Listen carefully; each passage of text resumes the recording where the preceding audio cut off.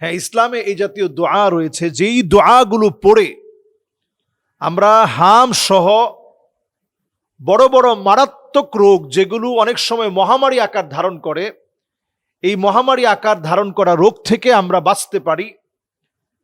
কোরআনুল কারীমের দিকে যদি আমরা তাকাই, আমরা দেখব আল্লাহ রাব্বুল ইজ্জাতুল জালাল বলছে, ওয়ানাবলুকুম বিশাররি ওয়াল খাইরি ফিতনাহ। সূরা আম্বিয়ার ভিতরে ৩৫ নং আয়াতে কারিমাতে আল্লাহ তাআলা বলছেন, আল্লাহ রাব্বুল আলামিন পরীক্ষা নেন। বিশাররি ওয়াল খাইরি ফিতনাহ, কখনো কখনো ভালো কোনো কিছু দিয়ে আল্লাহ তাআলা পরীক্ষা নেন, কখনো কখনো মন্দ কোনো কিছু দিয়ে আল্লাহ তাআলা পরীক্ষা নেন। তো এই পরীক্ষাকালীন সময়টা এক এক জনের জন্য এক এক রকম হয়, প্রশ্নপত্র ভিন্ন ভিন্ন রকমের, কিন্তু সবার কিন্তু পরীক্ষা চলছে। এখন হামে যে সমস্ত বাচ্চারা মারা যাচ্ছে, আমি সেদিন স্বাস্থ্যমন্ত্রীর বাসায় গিয়েছিলাম। উনি আমার এলাকার মানুষ, সর্দার সাখাওয়াত হোসেন বকুল সাহেব। তিনি নিজেও এই বিষয়টা নিয়ে অনেক চেষ্টা করছেন। আমি নিজে সেদিন গিয়ে দেখেছি তিনি খুব দৌড়াদৌড়ি করছেন।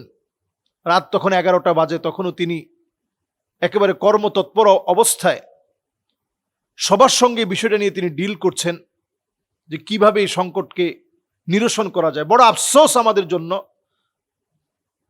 বাংলাদেশে যে মানুষগুলো স্বপ্নের মানুষ ছিল, যারা অল্প কিছুদিন বাংলাদেশে দায়িত্বে ছিলেন, তারা হামের টিকাটা পর্যন্ত বাংলাদেশে আনতে পারেনি। এই হচ্ছে আমাদের দায়িত্ববোধ।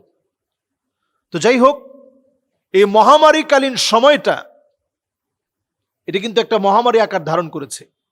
শতাধিক বাচ্চা, আপনি যদি মনে করেন যে এই মহামারীতে বা এই হামের মতো একটা রোগ হয়ে মারা গিয়েছে, জ্বর, শরীরে র্যাশ ওঠা, জিহ্বার মধ্যে সাদা সাদা স্পট পড়ে যাওয়া, এরপরে বাচ্চাটা মারা যাওয়া, ভিটামিন এ ক্যাপসুলের অভাব, নানা রকম যেভাবে আমরা ব্যাখ্যা করছি, এটা কিন্তু একটা মহামারী আকার ধারণ করেছে। হাদিসের মধ্যে আসছে, আত-তাউন রিজসুন, এটা হচ্ছে আল্লাহর পক্ষ থেকে। মহামারীটা কিভাবে বুঝবেন?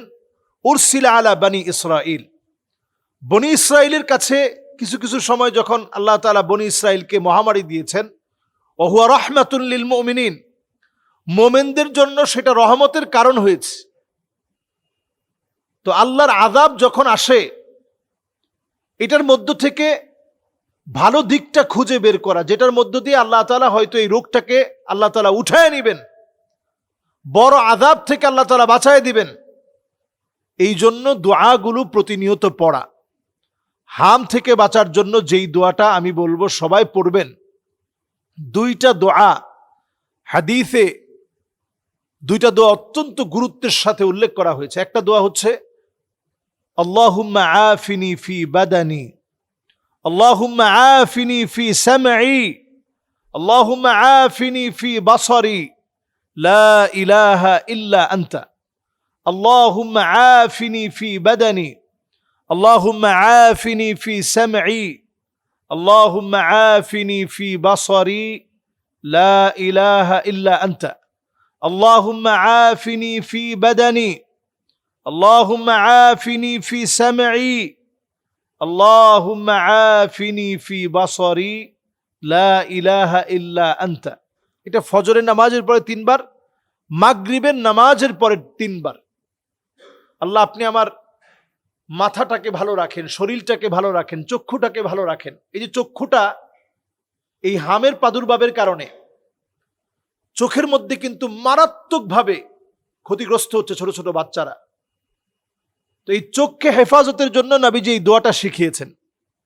আরেকটা দোয়া আমরা করোনাকালীন সময়ে পড়েছি, এই দোয়াটা আপনারা পড়তে পারেন। আল্লাহুম্মা ইন্নী আউযু বিকা মিনাল বারাসি ওয়াল জুনুনি ওয়াল জুযামি ওয়া মিন সাইয়্যিল আসকাম। এই দোয়াটাও হাম থেকে বাঁচার জন্য আমরা পড়তে পারি। এই দুইটা দোয়া প্রতিনিয়ত আমরা পড়ি। কোনো বাচ্চার যদি হাম দেখা দেয়, তাহলে ওই বাচ্চার সংস্পর্শে আমরা অন্য বাচ্চাদেরকে না আনি। যদিও ইসলাম সোয়াচে, এই বিষয়টা ইসলাম ওইভাবে সোয়াচের কথা বলে নাই, কিন্তু ইসলাম সজাগ থাকতে বলেছেন, সতর্ক থাকতে বলেছেন।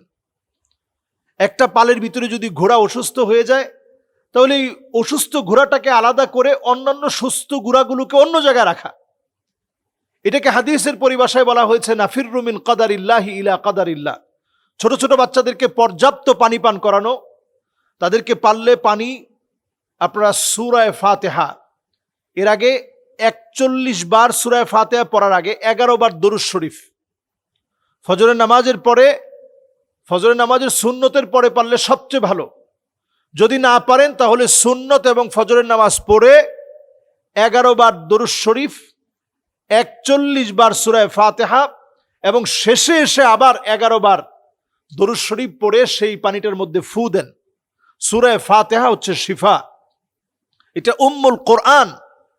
এই সূরা ফাতিহা আপনি পড়ে ফু দেন, এই পানিটা আপনার বাচ্চাকে পান করান। বেশি বেশি বাচ্চাদেরকে পানি পান করান এবং তাদেরকে পরিষ্কার রাখার চেষ্টা করেন। যদি তাদের মধ্যে লক্ষণ দেখা যায়, দ্রুত আপনারা ডাক্তারের শরণাপন্ন হবেন। ভিটামিন এ ক্যাপসুল সহ জ্বরকে থামানোর জন্য ডাক্তার যে ঔষধগুলো দিবে সেগুলো সেবন করাবেন। ইসলাম এই বিশ্বাসে আমাদেরকে সবসময়, ইসলাম আমাদেরকে এই বিশ্বাসের প্রতি ইসলাম অ্যাপ্রিসিয়েট করে বারবার।